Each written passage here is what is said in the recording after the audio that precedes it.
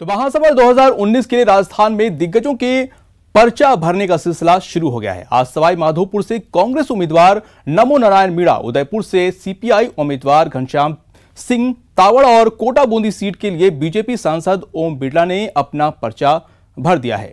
पर्चा भरने के बाद सभी उम्मीदवारों ने अपनी अपनी जीत का दावा भी किया है। ये 3 तस्वीरें आपकी टीवी स्क्रीन पर। पर्चा दाखिल करते वक्त तो दिग्गजों का नामांकन का जो शुरू हो चुका है, दाखिल करने का सिलसिला शुरू हो चुका है। नमो नारायण मीणा उदयपुर से, कोटा से आप ये तस्वीर देख रहे हैं पर्चा दाखिल करते वक्त का। माधोपुर की जनता और राजस्थान के और बहुत सारे लोग यहाँ उपस्थित हुए हैं और मुझे पूर्ण विश्वास है कि टोंक और सवाई माधोपुर की जनता मुझे भारी मत से जिताएगी। ये सबसे बड़ा मुद्दा तो ये है कि बीजेपी का जो कैंडिडेट है वो न तो हमारी यहाँ की बोली जानता है, न भाषा जानता है, न हमारी समस्या जानता है। 5 साल उसने खराब कर दिए और हरियाणा का रहने वाला है। जनता उससे बिल्कुल निराश है। 5 साल में उन्होंने कोई काम नहीं कराया। पहले ही जो मैंने काम करवाए थे वही बाकी है, उनको काम बताने के लिए कुछ भी नहीं है। कोटा बूंदी लोकसभा की जनता का विश्वास और भरोसा जीतने के लिए नामांकन पत्र भरा है। देश की जनता नरेंद्र मोदी जी को बनाना चाहती है, एक देश में मजबूत सरकार, मजबूत प्रधानमंत्री के रूप में। देश की जनता मोदी जी को प्रधानमंत्री बनाने के लिए संकल्पित है। 2014 में इसी कोटा बूंदी लोकसभा की जनता ने विश्वास, भरोसा, आशीर्वाद दिया था। आज नामांकन के साथ फिर कोटा बूंदी की जनता से मैं आशीर्वाद लेने आया हूं। मुझे भरोसा है कोटा बूंदी की जनता मुझे पुनः आशीर्वाद देगी। तो कांग्रेस की न्याय योजना पर जहां बीजेपी हमलावर है, तो वहीं डिप्टी सीएम सचिन पायलट ने इसे गरीबी पर स्ट्राइक बताया। उन्होंने कहा कि कांग्रेस ने गरीबों को 72,000 देने का घोषणा किया है और इसमें जाति धर्म के आधार पर कोई भेदभाव नहीं होगा। तो वहीं इस दौरान उन्होंने बीजेपी पर भी निशाना साधते हुए कहा कि दलितों के पैर धोने से उत्थान नहीं होगा, उनके पेट में 2 टाइम की रोटी मिलना चाहिए। मैं ऐसा मानता हूं कि लगभग 1 साल से ज्यादा कांग्रेस पार्टी ने अध्ययन किया। लगभग 2 दर्जन राज्यों में हमारी पार्टी के मैनिफेस्टो कमेटी के अध्यक्ष चिदम्बरम जी, पूरी टीम अलग अलग लोगों से मिली, किसानों से, नौजवानों से, पूरे समाज के अलग अलग वर्ग के लोगों से खुले वातावरण में चर्चा करने के बाद जो इतने बड़े देश के नाना प्रकार के भौगोलिक, सामाजिक जो हमारे समीकरण हैं, उन सबको समझकर एक समावेश तैयार किया गया और 1 साल की कड़ी मेहनत के बाद कांग्रेस पार्टी का ये जो मैनिफेस्टो है, ये मैं समझता हूं एक बहुत ही क्रांतिकारी दस्तावेज है। जिन जिन लोगों ने इसका अध्ययन किया है या इसको पढ़ा है, वो समझ जाएंगे कि कांग्रेस पार्टी ने जो जनता के साथ वादा किया है वो उसमें कहीं भी अतिशोक्ति नहीं है। सच्चाई में से निकलकर आज के समाज की जो चुनौतियां और जो जरूरतें हैं उनको संज्ञान में लेकर कांग्रेस पार्टी ने एक बहुत ही होलिस्टिक, बहुत ही व्यापक और दूरगामी मैनिफेस्टो हमने तैयार किया है। अंत में ऐसा जुमला दिया है कि हम 6,000 रुपए हर साल देंगे और फिलहाल 2,000 रुपए ले लीजिए। 2,000 रुपए में किसी ट्रैक्टर का पूरा टैंक डीजल का नहीं भरता है, तेल का। ये हालात है। लेकिन हम लोग अलग से बजट लेकर आएंगे और जो ऋण माफी हम लोगों ने करी है अपने 3 राज्यों के अंदर, मध्य प्रदेश, छत्तीसगढ़, राजस्थान, उसी प्रकार गरीबों की और खासकर किसानों की मदद करने के लिए हम तत्पर रहेंगे। वहीं मरुधरा की सियासत में बीजेपी ने बेनीवाल वाला दांव चलकर बड़ा उलटफेर किया है। अब तक तीसरी ताकत बनने के लिए जोर आजमाइश कर रहे हनुमान बेनीवाल ने बीजेपी के साथ गठबंधन का फैसला किया है। बेनीवाल नागौर सीट से चुनाव लड़ेंगे और एनडीए का हिस्सा होंगे। देखिए बेनीवाल की एंट्री की इनसाइड स्टोरी और इसका सियासत पर असर। नरेंद्र जी मोदी को देश का प्रधानमंत्री बनाए। हमारा मिशन 25 है, 25 सीटें एनडीए जीते, बीजेपी जीते। बीजेपी का बेनीवाल वाला दांव, बीजेपी के साथ बेनीवाल का गठबंधन, हनुमान बेनीवाल का सियासी यू टर्न। नरेंद्र जी मोदी को देश का प्रधानमंत्री बनाए और ये गठबंधन हुआ है। क्या बदलेगी मरुधरा की सियासत? कांग्रेस के साथ सियासी दोस्ती बढ़ाने के बाद हनुमान बेनीवाल ने अचानक यू टर्न लेकर जानकारों को भी हैरत में डाल दिया। जयपुर में बीजेपी के दिग्गज नेताओं की मौजूदगी में बेनीवाल ने बीजेपी के साथ लोकसभा का चुनाव लड़ने का ऐलान किया। राष्ट्रहित के अंदर मैंने निर्णय लिया है कि भारतीय जनता पार्टी के साथ गठबंधन करके नरेंद्र जी मोदी को देश का प्रधानमंत्री बनाए और ये गठबंधन हुआ है। क्योंकि मैं पहले ही भारतीय जनता पार्टी से एक बार विधायक रह चुका हूं, कोई नई बात नहीं है। कभी बीजेपी के विधायक रहे बेनीवाल ने 2013 में अपनी अलग राह चुनी और पूर्व सीएम वसुंधरा राजे से अनबन के चलते बीजेपी से इस्तीफा दे दिया। 2013 में खिमसर से निर्दलीय विधायक चुने गए बेनीवाल। तो 29 अक्टूबर 2018 को बेनीवाल ने अपनी अलग पार्टी बनाई आरएलपी। पिछले विधानसभा चुनाव तक बीजेपी को पानी पी पी कर कोसने वाले बेनीवाल ने जब बीजेपी का साथ स्वीकार किया तो गिले शिकवे भुलाकर बीजेपी के सभी नेता उनका खैर मकदम करते दिखे। जब गठबंधन बनता है तो दोनों तरफ से ही बात होती है, वन वे नहीं हुआ करता कभी भी। पूरी प्लानिंग करेंगे और मिलकर चुनाव लड़ रहे हैं, इसलिए सभी सीटों पर हम ये योजना बनाएंगे कि पार्टी को लाभ मिले। तो उसी गठबंधन के नाते इसमें छोटा बड़ा कोई नहीं होता, उससे युग के जरूरत के मुताबिक इस समय डिमांड थी कि हमारा मिशन 25 है, 25 सीटें एनडीए जीते, बीजेपी जीते, और उसके लिए युगानुकूल ही लगा कि एक ऐसी पार्टी जिसने बीएसपी से भी ज्यादा मत प्रतिशत लिया हो, जिसके 3 विधायक जीते हों। आपको बताएंगे कि कल तक बीजेपी के दुश्मन रहे हनुमान बेनीवाल को क्यों भा गई बीजेपी और क्यों बीजेपी ने हनुमान का साथ स्वीकार कर लिया। लेकिन आपको बता दें कि बीजेपी और बेनीवाल के इस गठबंधन को कांग्रेस अवसरवादी गठबंधन करार देकर तवज्जो देने को तैयार नहीं दिखती। हनुमान जी जो है वो पूरी तरह से एक्सपोज हो गए। पहले उन्होंने कांग्रेस का नाम लिया कि मैं गठबंधन करूंगा, हालांकि वो एक को कहते थे पता नहीं भूतनाथ और कुछ नाम दे रहे। अब उन्होंने कहा है कि मैं बीजेपी से आऊंगा। तो हम पिछले विधानसभा चुनाव के अंदर सब लोगों को यही समझा रहे थे कि भाई भाजपा की बेटी है। अब ये चीज़ खुले में आ गई और सभी लोगों को चीज़ पता लगे कि सिक्का चला करके और जो समीकरण बिगाड़े थे जिले के अंदर इस बार इस तरीके की। दरअसल नागौर सीट को लेकर ही कांग्रेस और बेनीवाल में बातचीत हुई थी, लेकिन कांग्रेस ने ज्योति मिर्धा पर भरोसा किया और बेनीवाल से कांग्रेस की दूरियां बढ़ती चली गई। कांग्रेस के पक्ष में बहुत लोग हैं, कांग्रेस के पक्ष में बहुत लोग नहीं भी हैं। अंतिम निर्णय जनता करेगी। हम पब्लिक के पास गए थे, 5 साल बीजेपी की सरकार रही, उनके 95 विधायक कम हो गए, लोकसभा में भी हमको प्रचंड बहुमत मिला। वहीं मौके की नजाकत भांपकर बीजेपी ने बेनीवाल को न सिर्फ अपने साथ किया बल्कि उनकी पसंदीदा नागौर सीट पर भी समझौता कर लिया। बदले में बेनीवाल बाकी सीटों पर भी बीजेपी के लिए वोट मांगेंगे। आपको बता दें कि 2014 में बेनीवाल ने लोकसभा चुनाव नागौर से लड़ा था। तब बेनीवाल भले ही हार गए हों, लेकिन उन्हें 2.25 लाख वोट मिले थे। बाद में बेनीवाल ने नई पार्टी बनाई और विधानसभा में 3 सीटें जीती। बेनीवाल खुद खिमसर सीट से मौजूदा विधायक हैं, तो बेनीवाल की पार्टी आरएलपी का खिमसर, मेड़ता और भोपाल गढ़ पर कब्जा है। विधानसभा चुनाव में आरएलपी को 8,56,000 वोट मिले थे। अब बीजेपी को लगता है कि हनुमान को साधकर उन वोटों को अपने साथ किया जा सकता है जो हनुमान बेनीवाल के कोर वोटर हैं। बहरहाल इतना तय है कि नागौर सीट की सियासी फिजा अब पूरी तरह बदल जाएगी। हनुमान के साथ गठबंधन से केंद्रीय मंत्री सीआर चौधरी का टिकट कट गया है, लेकिन देखना दिलचस्प होगा कि अब तक बीजेपी और बेनीवाल के बीच अदावत गठबंधन में कितना बदल पाती है।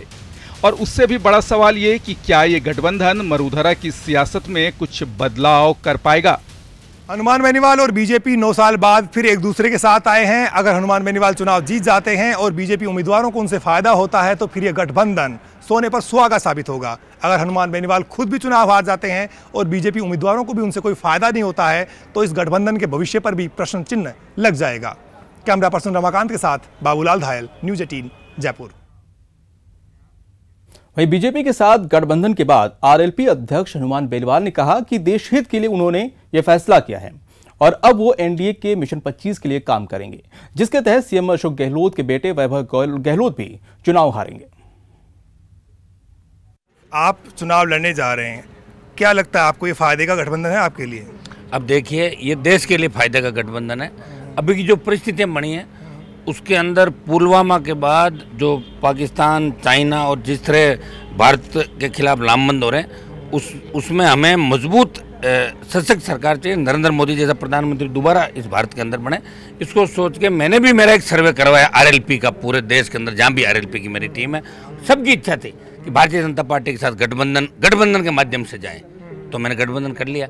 हनुमान जी कहा यह जा रहा था कि आप एक नहीं बल्कि ज़्यादा सीटें चाहते हैं और बीजेपी आपकी राय को तवज्जो भी देगी। सिर्फ आप नागौर तक आपने अपने आप को सीमित क्यों रखा? क्या दूसरी जगहों पर जो बीजेपी के उम्मीदवार होंगे, क्या उनके लिए कोई आपकी कोई डील हुई है? क्या आपकी पसंद को बीजेपी तरजीह देने जा रही, खासतौर से बाड़मेर की सीट को लेकर के आपने चर्चा की थी?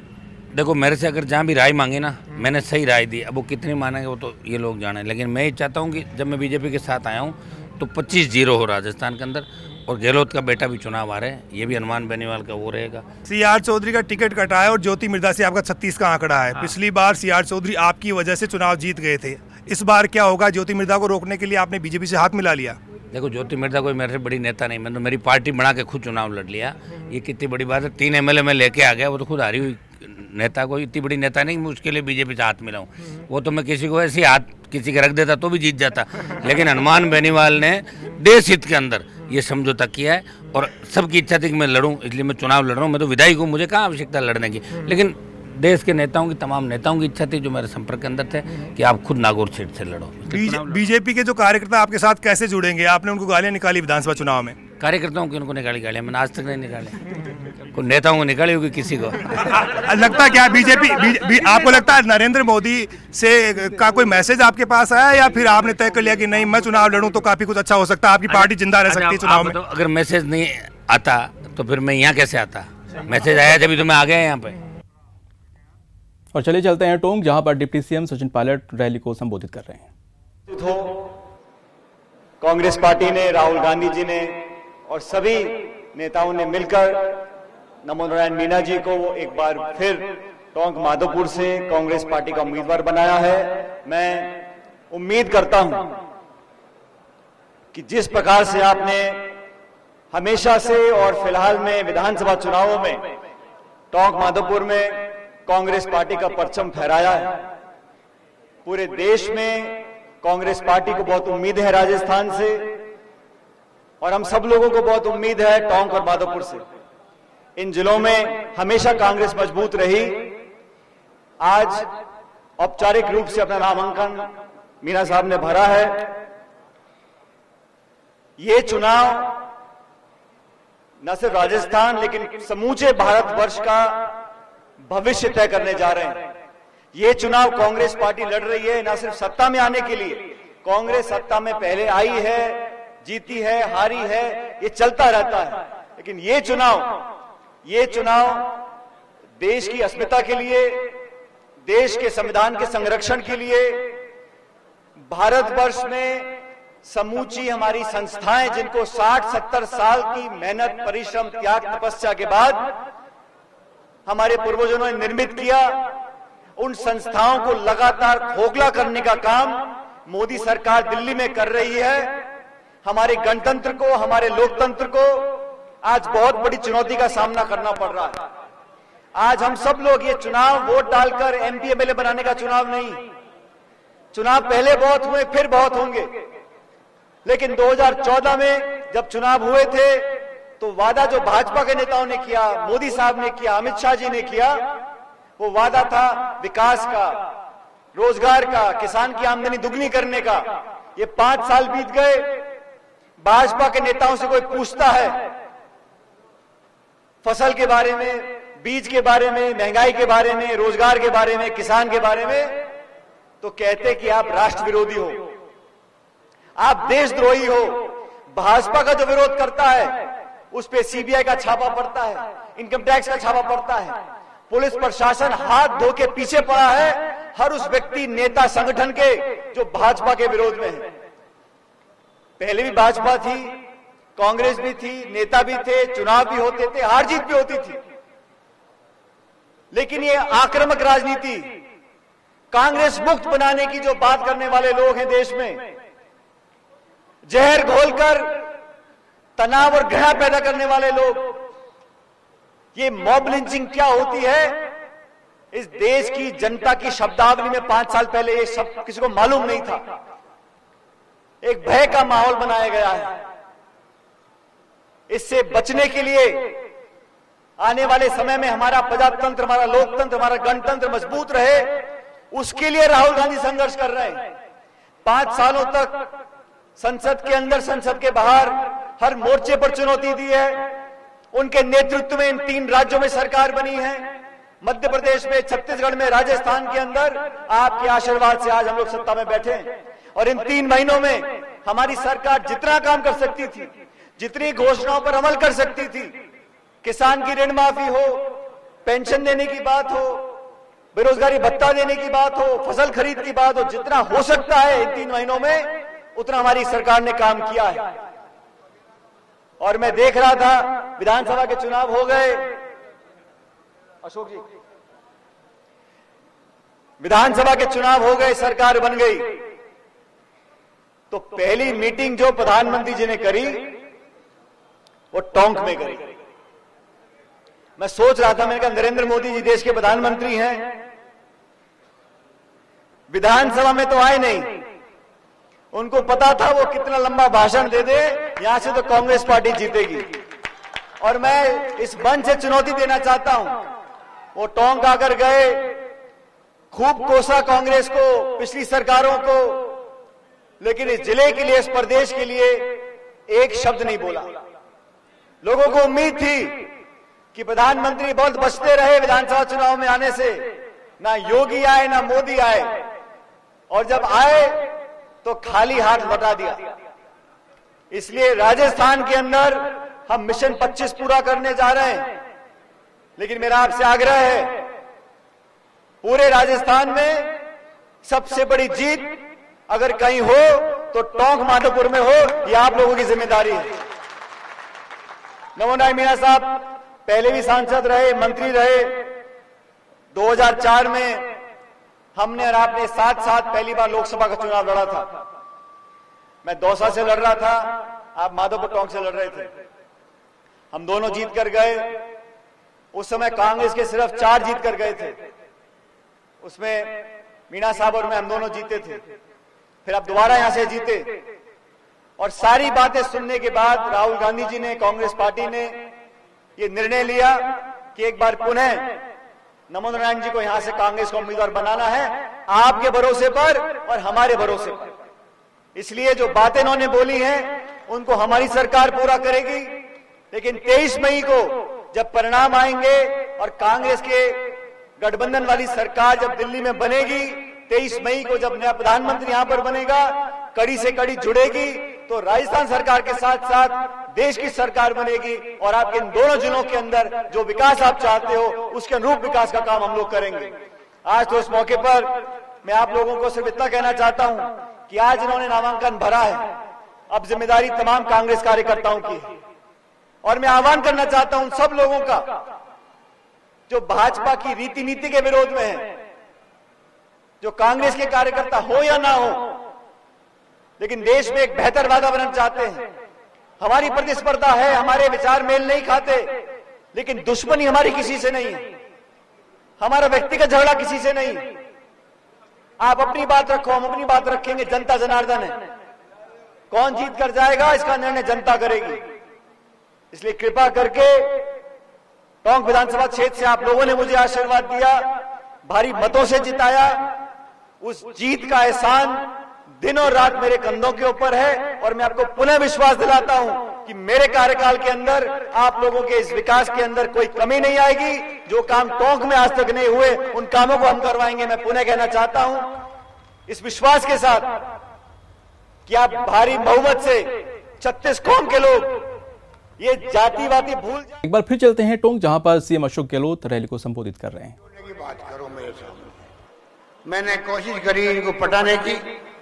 मैं कहा इतना पहला सरकार में होता नहीं है, एकदम दे नहीं पाएंगे, आगे देंगे। इन्होंने मेरी एक नहीं सुनी और कहा नहीं साहब, आप तो जो नशीराबाद से लगा करके अजमेर, नशीराबाद, केकड़ी वगैरह, टोंक और चौथ का बरवाड़ा, सवाई माधोपुर रेल लाइन की घोषणा करनी पड़ेगी। मुझे याद है रात का समय था, आया था मैं यहाँ पर, आपके यहाँ में घंटाघर में भारी भीड़ थी और जो मैंने उत्साह देखा आप सबका, तो मुझे वो घोषणा करनी पड़ी कि मेरी सरकार आधा पैसा देगी रेलवे को और टोंक को रेलवे से जुड़वा के रहेंगे। ये मैंने कहा था उसको। दुर्भाग्य से मोदी जी आए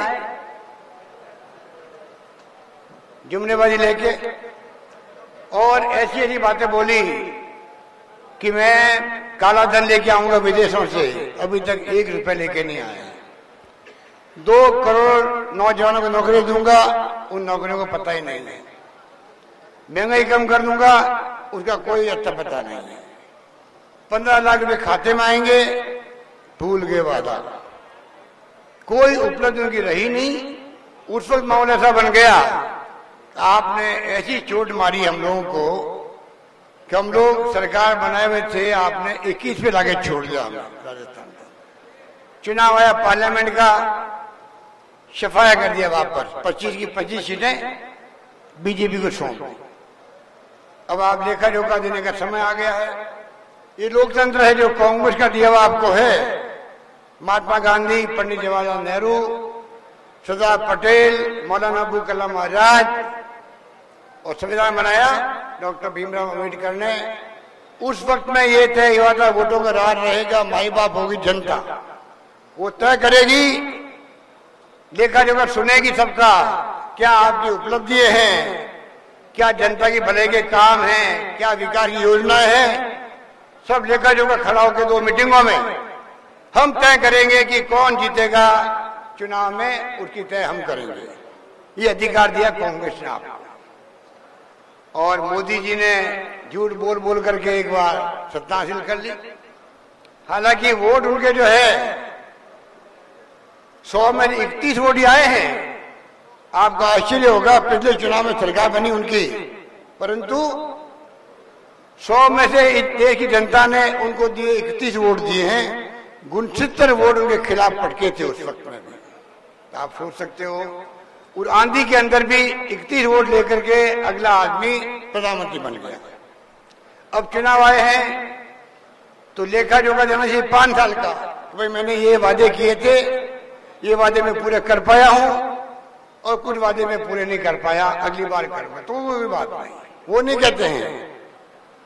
जनता को भुलाने के लिए, भ्रमित करने के लिए कभी हिंदुत्व की बात करते हैं, कभी राष्ट्रभक्ति की बात करते हैं, कभी हमारी सेनाओं ने जो जान हथेली में रख करके सीमाओं की रक्षा करी है, सर्जिकल स्ट्राइक करी है,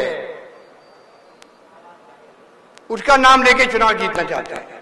अरे सेनाओं के जवान कितने शहीद हुए हैं देश के लिए, हम उनको सलाम करते हैं, उनका मान करते हैं, सम्मान करते हैं, और वो उनके नाम से चुनाव जीतना चाहते हैं। जिसमें ये दम नहीं है कि मैंने देश के लिए क्या किया। अरे फौजों ने तो आजादी के बाद से ही, चाहे चाइना के साथ में युद्ध हो 62 का, चाहे 65 की लड़ाई हो पाकिस्तान के साथ में, चाहे इंदिरा गांधी के जमाने में लाल बहादुर शास्त्री ने कहा था जय जवान जय किसान, तब भी हम चुनाव जीते, तब भी हम जीते थे युद्ध को पाकिस्तान के साथ। 71 के अंदर पाकिस्तान के 2 टुकड़े कर दिए इंदिरा गांधी ने, बांग्लादेश अलग बना दिया और 90,000 कर्नल को, जनरल को, सैनिकों को, मेजर को, उनके हथियार को सरेंडर करवा दिया गया हमारी फौजों ने। ऐसा बहादुरी काम तो दुनिया के इतिहास में कहीं देखने को नहीं मिलेगा। पर कभी भी इंदिरा गांधी ने नहीं कहा था मैं युद्ध जीत गई हूं। अरे सेना युद्ध जीतती है, सेनाओं को सलाम है, चाहे नेवी हो, चाहे वो एयरफोर्स हो, चाहे आर्मी हो। मोदी जी पहले प्रधानमंत्री आए हैं जो सेनाओं की हो, उपग्रह छोड़े जा रहे हैं, हर चीज का श्रेय खुद लेना चाहते हैं। मैं समझता हूं कि ये किसी रूप में ना उचित है ना नैतिक रूप से सही है। अरे प्रधानमंत्री किस रूप में बोलते हैं, कैसी भाषा का प्रयोग करते हैं, कैसे शब्दों का प्रयोग करते हैं राहुल गांधी के बारे में, कांग्रेस के बारे में, कांग्रेस मुक्त भारत बना दूंगा। अरे भाई, कांग्रेस की तो चौकी है हर गांव में देश के अंदर आज भी है, चाहे सत्ता में हो या नहीं हो। कांग्रेस मुक्त की बात करने वाले खुद मुक्त हो जाएंगे, कांग्रेस कभी मुक्त नहीं होने वाली, मैं कह सकता हूं। इसलिए अब मोदी जी चुनाव के मैदान में हो, कृपा करके राहुल गांधी कहते हैं जवाब दो, जो वादे आपने किए थे उसका जवाब क्यों नहीं देते हो आप बताओ। राफेल के अंदर बड़ी बेईमानी हुई है। लड़ाकू विमान 526 करोड़ में खरीदा गया था जब सरकार मनमोहन सिंह जी की थी, सोनिया गांधी की थी। क्या कारण है सरकार बदल दी आपने? वो 526 करोड़ का विमान 1660 करोड़ का बना दिया, सौदा कर लिया। क्या आपको अधिकार है? पहले बार टेंडर ना कैंसिल किया, ना नए टेंडर निकले, आपने रेट बढ़ा दी और अकेले खरीद के आ गए। जवाब पूछते हैं, कोई जवाब नहीं उनका। क्या हम लोग देशभक्त नहीं है यहाँ बैठे हुए लोग? क्या देशभक्त होने के लिए जरूरी है जब झंडा बीजेपी का होगा वहां देशभक्ति होगी? ये कहां लिखा हुआ है? इसलिए मैंने कहा इनका लोकतंत्र में यकीन नहीं है। अगर लोकतंत्र में यकीन होता तो खुली आजादी होती देशवासियों को, आलोचना कर सकता है एमएलए की, एमपी की, मंत्री की, मुख्यमंत्री की, प्रधानमंत्री की, और कोई कानून उनके हाथ में लगा सकता। ये है लोकतंत्र।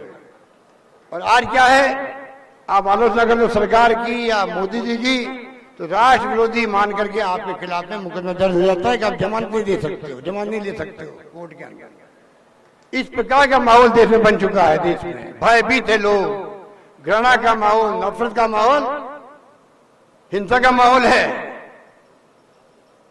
मैं आपको कहना चाहूंगा खतरनाक मोड़ पे देश खड़ा है, लोकतंत्र खतरे में है।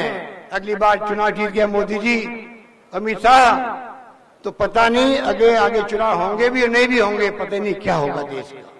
संविधान खतरे के अंदर, आपको समझदारी से काम लेना पड़ेगा। एक एक सीट जीत के जाएंगे हम लोग दिल्ली में, कांग्रेस झंडा बुलंद होगा, यूपीए गवर्नमेंट बनेगी, तब जाके देश में शांति आएगी, अमन आएगा, चैन आएगा। और जो राहुल गांधी कहते हैं प्यार से, मोहब्बत से, भाईचारे से राजनीति करो, हमारी कोई आपसे अदावत नहीं है, दुश्मनी नहीं है किसी पार्टी से। ये लोकतंत्र है, जनता फैसला करेगी। वो कहते हैं 50 साल तक अब हम ही राज करेंगे। अरे 50 साल आप राज करने की बातें करते हो, जनता फिर क्या फैसला करेगी? आपको समझना पड़ेगा भाई और बहनों, ये मोदी जी के लटके झटके से सावधान रहना है आपको। ये जो मीडिया वाले हमें छूट कर रहे हैं ना, ये बहुत भले लोग हैं। इनके मालिक, इनके संपादक, इनके एंकर मोदी जी से इतना भय खाते हैं। उनके सीबीआई, इनकम टैक्स, ईडी, ये लोग निष्पक्ष नहीं दिखा पाते हैं कि वास्तविकता क्या है, किसान कितना दुखी है, आक्रोश कितना है, नौजवानों के नौकरी नहीं मिल रही है, झूठे वादों क्या हुआ, काला धन का क्या हुआ, दिखा नहीं पाते लोग, इतना डरे हुए मोदी जी से हैं। इसलिए रवीश कुमार एक एनडीटीवी का एंकर है, आप मेरे कई लोग देखते होंगे एनडीटीवी, उसने कहा हम इतने ऐसी स्थिति में आ गए हैं देश भर के अंदर, एंकर जितने भी हैं सच्चाई दिखा नहीं पा रहे हैं। और देशवासियों 2 महीने तक आप टीवी देखना बंद कर दो, ये झूठ के पुलिंदे पेश करते हैं सबके सामने। इस स्थिति में देश चल रहा है। इसलिए मैं कहना चाहूंगा दोस्तों, आप कृपा करके एक एक वोट का सवाल है, एक एक वोट का सवाल है। आप जितने लोग आए हो, ये हमारे साधनों की कमी बताती है, कांग्रेस में साधनों की कमी है, इसलिए आप इतने आए हो। बीजेपी के बाद में, नोटबंदी के बाद में पता नहीं कहां का गोदामों में नोट छिपा रखे हैं, कोई सोच नहीं सकता, आप सोच नहीं सकते। गोदाम हो गया, उनके पैसे जाते हैं, ट्रक भर भर के पैसे जाते हैं, पैसे जाते हैं ट्रक भर भर के, और बढ़ते हैं पूरे देश के अंदर। पैसा दो और वोट लो। अगर ये नीति किसी की रहेगी तो अच्छी बात नहीं है। तो मैं कहना चाहूंगा आपको, खतरनाक मोड़ पे देश खड़ा है, आपको सोचना पड़ेगा। नोटबंदी का फायदा किसी को नहीं मिला, बेरोजगार हो गया, मजदूर बेरोजगार। पहले देखा उसने, अच्छा हुआ सेठ लोगों का पैसा भी खत्म हो गया है, मजा आ गया मेरे को। गरीब आदमी देखा, ये मोदी ने ठीक काम किया दिखता है। जो दो कारों की डिक्कियों में जाके पैसा भर के ले आते थे हम लोग, एक ड्राइवर ने देखा कि रोज बहुत भर भर के नोट जाते थे। अब मोदी आया है जो इसने उन पैसों को खत्म कर दिया होगा, कोई खत्म नहीं होगा। पूरा काला धन सफेद हो गया, जमा हो गया है। इतना ही फर्क रहा, आप बैंकों के आगे लाइन में खड़े रहे और बड़े बड़े पैसे वाले बैंकों के पीछे जाकर के दरवाजे से बहुत भर भर के पैसे बदलवाते रहे। इतना ही फर्क रहा, कुछ नहीं रहा था। ये समझना पड़ेगा। इसलिए मैं कहना चाहूंगा, कृपा करके ये चुनाव बड़ा देश का तकदीर का फैसला करेगा। बातें कहने को बहुत है, तो इतना मैं कह सकता हूं आपको, सरकार हमारी थी, अभी भी हमने कई फैसले किए, कर्जे माफ कर दिए, 5 साल बिजली के दाम नहीं बढ़ेंगे, 1 लाख कनेक्शन दे रहे हम लोग, 40,000 दे दिए हम लोगों ने। बिजली का, पानी का बिल गांव में आएगा ही नहीं, पानी का बिल हमने खत्म कर दिया है। इतना बड़ा फैसला किया हम लोगों ने। शहरों में मामूली आएगा, 25 फैसले किए, पेंशन बढ़ा दी सबकी, किसानों की पेंशन और शुरू कर दी किसानों के लिए, 25 फैसले मैंने किए। 1 रुपए किलो गेहूं कर दिया 2 रुपए की बजाय, फैसले बहुत किए। पर मैं कहना चाहूंगा, जगह इनामी थी जब आपके यहाँ से एमएलए, तो एमएलए मांगता काम थक गया। पर मैं आपको दावे के साथ कह सकता हूं, मैं काम देते नहीं थकाता उस जमाने के अंदर। ये स्थिति उसमें बनी थी।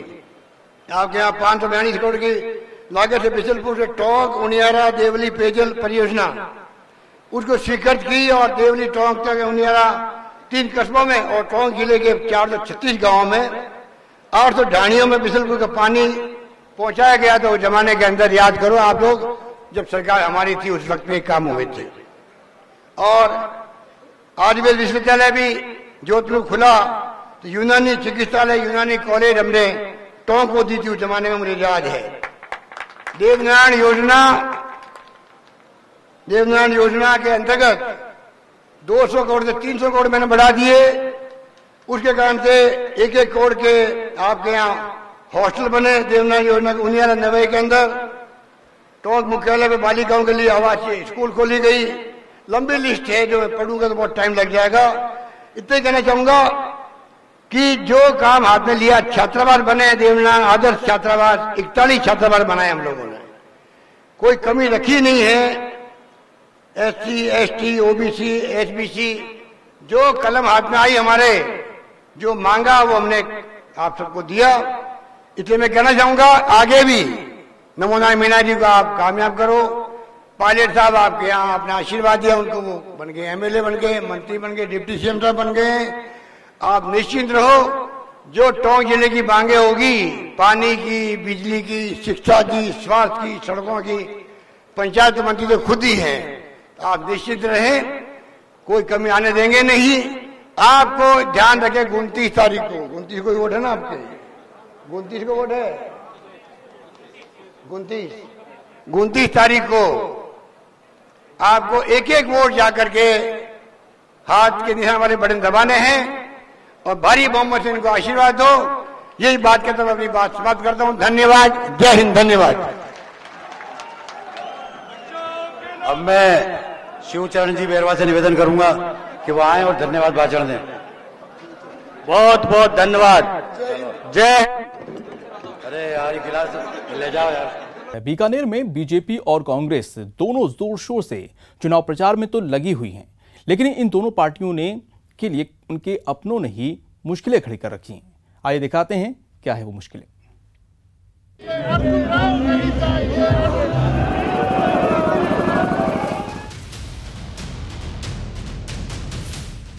बीकानेर की जंग में 2 मौसेरे भाई अर्जुन राम मेघवाल और मदन मेघवाल एक दूसरे के खिलाफ मोर्चा खोले हुए हैं।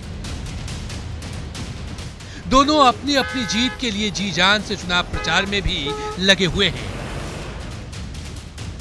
लेकिन इस बीच दोनों भाइयों के सामने उनके अपनों ने ही मुश्किलें खड़ी कर दी है। आइए सबसे पहले बात करते हैं बीजेपी की टिकट पर खड़े मौजूदा सांसद और केंद्रीय मंत्री अर्जुन राम मेघवाल की, जिनके खिलाफ देवी सिंह भाटी ने मोर्चा खोल दिया है और सरेआम कांग्रेस के लिए प्रचार करने की बात कर रहे हैं। दरअसल देवी सिंह भाटी चाहते थे कि बीकानेर से मेघवाल समाज की जगह किसी और को टिकट दिया जाए। जब पार्टी ने अर्जुन राम के नाम की घोषणा कर दी तो वो नाराज हो उठे और उनकी इस नाराजगी पर अर्जुन राम मेघवाल ने भी करारा वार किया है। आरोप लगाया है कि देवी सिंह भाटी कांग्रेस के हाथों में खेल रहे हैं। तो मोदी जी, हम भी चाहते हैं कि मोदी जी देश के प्रधानमंत्री हों, पर ऐसे लोग अगर रहते हैं और मंत्रिमंडल में रहते हैं तो इसका बहुत गलत संदेश जाता है पार्टी के प्रति। इसलिए हम तो विरोध में निश्चित तौर पर आगे रहेंगे। इसको हराना है जब तो कांग्रेस को देना है। अभी 2 दिन से हम देख रहे हैं कि वो कई तरह के आरोप मुझ पे लगा रहे हैं, लेकिन बाद में जब जनता पूछती है, उनके साथ जो खड़े रहते हैं लोग, कि वोट किसको दें, तो वो कहते हैं कांग्रेस को दे दो। इसका मतलब वो कांग्रेस के हाथों में खेल रहे हैं। अर्जुन राम मेघवाल की तरह उनके मौसेरे भाई और कांग्रेस की टिकट पर खड़े मदन मेघवाल भी मुश्किल में हैं। उनके विरोध में मोर्चा खोलने वाले कांग्रेस विधायक गोविंद मेघवाल का कहना है कि आखिरकार अर्जुन राम मेघवाल के मौसेरे भाई और महज 4 महीने पहले समाज सेवा में आए शख्स को टिकट कैसे मिल गया। हालांकि उनकी इस नाराजगी को दूर करने का दावा मदन मेघवाल जरूर कर रहे हैं।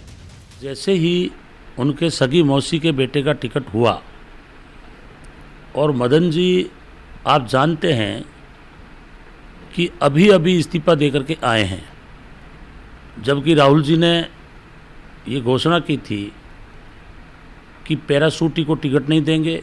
मनाने का पार्टी में है तो सब एक ही है, मनाने का प्रयास की बात नहीं, अगर जरूरत होगी तो वो भी किया जाएगा। साफ है, अर्जुन राम मेघवाल और मदन मेघवाल दोनों परेशान हैं। सार्वजनिक तौर पर भले ना बता रहे हों, लेकिन वो जानते हैं अपनों की नाराजगी से बड़ा नुकसान हो सकता है। दोनों ही प्रत्याशी अपनी अपनी जीत का दम भर रहे हो, लेकिन उनकी निगाह उस विरोध पर भी है जो सड़कों पर उन्हें आमतौर पर दिखाई दे रहा है। ये विरोध और कोई करने वाला नहीं, इन्हीं के अपने हैं। ऐसे में दोनों ही प्रत्याशी चाहेंगे कि अपनों को जल्द मना लिया जाए ताकि चुनाव के नतीजों पर इसका कोई असर नहीं दिखे। कैमरामैन धीरज जोशी के साथ सतवीर सिंह राठौड़, न्यूज़ 18 बीकानेर। क्या वाकई देश में विकास के नाम पर वोट पड़ते हैं? हर चुनाव से पहले विकास का शोर उठता है, लेकिन वोटिंग के दिन करीब आते ही मतदाता जाति, धर्म और धन के प्रभाव में आकर अपने मुद्दों को भुला देता है। एडीआर के सर्वे के आधार पर तैयार इस रिपोर्ट को देखिए।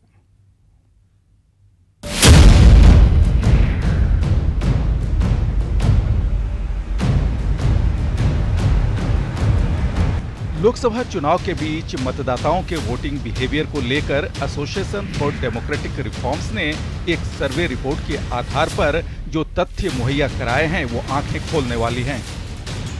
भले ही हम स्मार्ट होने का दावा करें, लेकिन आज भी बड़ी संख्या में लोग वोट देने से पहले जाति और धर्म को तवज्जो देते हैं। इस सर्वे में काफी वोटर्स ने माना कि प्रत्याशी के आपराधिक रिकॉर्ड का उन्हें वोट देने से पहले पता नहीं होता, तो 35% वोटर्स ने माना कि अपनी जाति या धर्म के आपराधिक छवि के उम्मीदवार को भी उन्होंने वोट दिया। वहीं करीब 34% लोगों ने माना कि प्रत्याशियों की ओर से जमकर पैसा खर्च करना वोट देने का कारण था, यानी ऐसे उम्मीदवार को वोट दिया गया जिसने चुनाव में जमकर पैसे खर्च किए। हम उनको बता रहे हैं कि आप सच्चे और अच्छे को चुनिए, लेकिन जो अभी भी वोटर बिहेवियर है वो कहीं ना कहीं पार्टी और चेहरे के तक ज़्यादा सीमित रह गया है। तो अगर ये देखें तो कि लोगों का क्रिमिनल होना और लोगों के पास कितनी संपत्ति होना ज़्यादा मायने नहीं रख रहा है, और इवन उनको कितनी पढ़ाई करी है ये भी मायने नहीं रख रहा है। एडीआर ने अपने सर्वे में मतदाताओं से पूछा कि क्या आप वोट परिवार के किसी सदस्य के प्रभाव में आकर देते हैं, और किसी भी प्रत्याशी को वोट करते समय वोटर्स के लिए क्या चीजें मायने रखती हैं।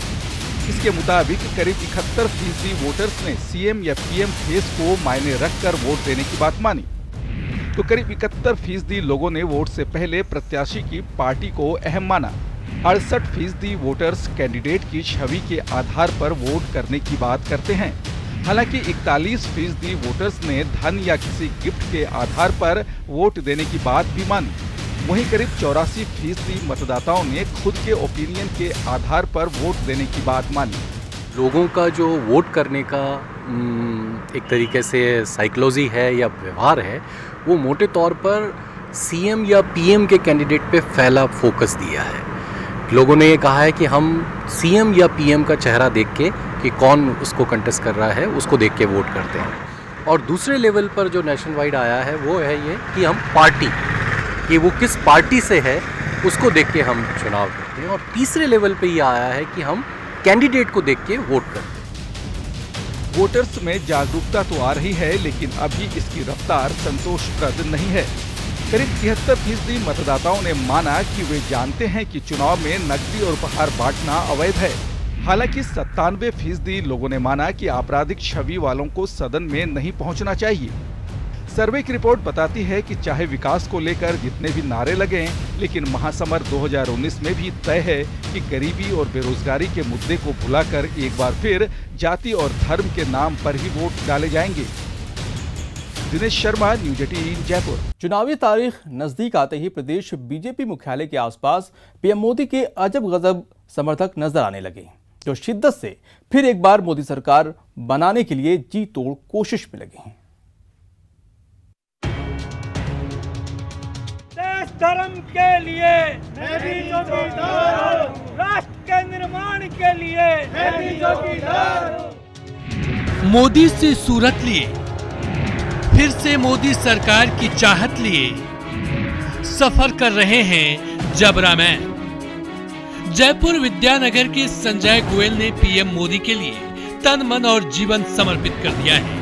अपने आप को जबरा मैन और बीजेपी कहने वाले संजय गोयल कहते हैं, बीजेपी रंग में रंगी अपनी इसी बाइक पर सवार होकर कई प्रदेश, कई शहरों की यात्रा कर चुके हैं। प्रदेश दर प्रदेश जो विकास उन्होंने देखा, उससे बाग बाग होकर विकास का प्रचार कर रहे हैं और चाहते हैं फिर एक बार नरेंद्र मोदी ही देश के प्रधानमंत्री बने। गुजरात, अहमदाबाद, महाराष्ट्र कई जगह गया मैं इस गाड़ी से। मेरा उद्देश्य यही है, मैं मोदी जी का देखना चाहता हूँ 2019 में वही देश के प्रधानमंत्री जिस तरीके से उन्होंने देश के लिए काम किया। तो इतने प्रभावित क्यों हुए गाड़ी का? इसे प्रभावित इसलिए हुआ कि उन्होंने जो काम 70 साल में नहीं हुए वो काम मोदी जी ने 5 साल में किया। जनता के बीच में पूरे भी देश की विकास यात्रा देख के आऊँ। संजय गोयल अकेले नहीं है जिनका तन मन बीजेपी के रंग में रंगा हुआ है। पीएम मोदी के एक ऐसे ही समर्थक हैं बाड़मेर के गोविंद सिंह राजपुरोहित, जो पीएम मोदी की तस्वीर लगी जैकेट पहनते हैं और कहते हैं नरेंद्र मोदी को फिर पीएम बनाने के लिए वो ऐसी 50,000 जैकेट आम लोगों के बीच बांटना चाहते हैं। पीएम मोदी का रंग ऐसा चढ़ा है कि सिर्फ जैकेट पर ही नहीं, उनके दिल पर भी पीएम मोदी की ही तस्वीर छपी है। और ये मोदी जी के लिए बना रहे। इस लोकसभा चुनाव में मोदी जी ने पिछले 5 साल में जो इस हिंदुस्तान के लिए जो काम किया, न भूते न भविष्य, लोगों के हर दिल में मोदी जी बसे हुए। ये तो जैकेट है, अगर खोद के यहाँ अगर बोले कि तो मैं मोदी जी का फोटो खोदने के लिए तैयार हूँ। आम समर्थकों के साथ साथ कई कार्यकर्ता भी आजकल मोदी जैकेट और मोदी मास्क पहन रहे हैं और एक सुर में मैं भी चौकीदार का नारा लगाकर बीजेपी के कैंपेन को आगे बढ़ा रहे हैं। राष्ट्र के निर्माण के लिए मैं भी चौकीदार हूं। सुधीर शर्मा, न्यूज 18 राजस्थान, जयपुर। कांग्रेस के 25 में 25 योद्धा तैयार हैं, बीजेपी के 19 तैयार हैं, लेकिन दूसरी पार्टियों का क्या हाल है? क्या किसी ने उम्मीदवारों की घोषणा की है या फिर अभी तक रणनीति ही बन रही है? राजस्थान में पहले चरण के लिए पर्चा भरने का काम शुरू हो चुका है, लेकिन बीजेपी और कांग्रेस को छोड़कर दूसरी पार्टियों की तैयारी ग्राउंड जीरो पर मानो जैसे जीरो नजर आ रही है। हालांकि कई पार्टियों ने इक्का दुक्का उम्मीदवारों के नाम की घोषणा की है, तो कोई अभी तक रणनीति या फिर नामों पर मंथन ही कर रहे हैं। आइए एक एक कर बताते हैं इन पार्टियों का हाल। सबसे पहले बात मायावती की पार्टी बीएसपी की। बीएसपी ने सभी सीटों पर चुनाव लड़ने की बात कही है, लेकिन अभी तक बीएसपी ने 5 उम्मीदवारों के ही नाम की घोषणा की है। ये भी तब जबकि पहले ही बीएसपी कोर कमेटी ने उम्मीदवारों को लेकर अपनी रिपोर्ट भेज दी है। ये भी खबर है कि बीएसपी अपने कुछ वर्तमान विधायकों को भी टिकट देने वाली है। अब बात अरविंद केजरीवाल की आम आदमी पार्टी की। आपने अभी तक एक भी सीट पर प्रत्याशी नहीं उतारे हैं। आपके प्रदेश चुनाव समिति ने अपनी रिपोर्ट पहले ही दे दी है। केंद्रीय पीएससी अब तक उम्मीदवारों पर एक मत नहीं है। ऐसे में कयास लगाए जा रहे हैं कि आप सभी सीटों की जगह चुनिंदा सीटों पर चुनाव लड़ सकती है। जहां तक लेफ्ट पार्टियों की बात है तो सीपीआईएम 3 सीटों पर चुनाव लड़ने वाली है। सीकर से कामरेड अमरा राम को उम्मीदवार बनाया है। बीकानेर सीट पर शिवपत राम को उतारा है।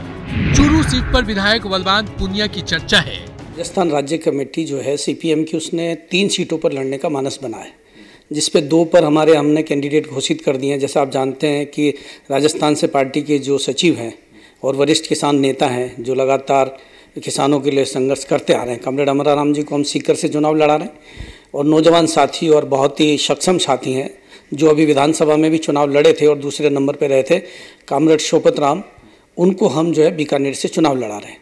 तीसरी सीट जो हमारी चूरू की है उस पर अभी चर्चा चल रही है। पार्टी ने जो है दिल्ली को भी नाम भेजा हुआ है, जल्दी ही शायद दिल्ली उसको घोषित कर देगी। तो इस तरह से हम 3 सीटों पर अपना लड़ेंगे। राजस्थान के रण में बीजेपी और कांग्रेस के बीच ही मुख्य मुकाबला होता है। शायद यही वजह है कि छोटी पार्टियां या तो भरपूर कोशिश नहीं करती या फिर बेमन से चुनाव लड़ती है। दिनेश शर्मा, न्यूज़ 18 राजस्थान, जयपुर।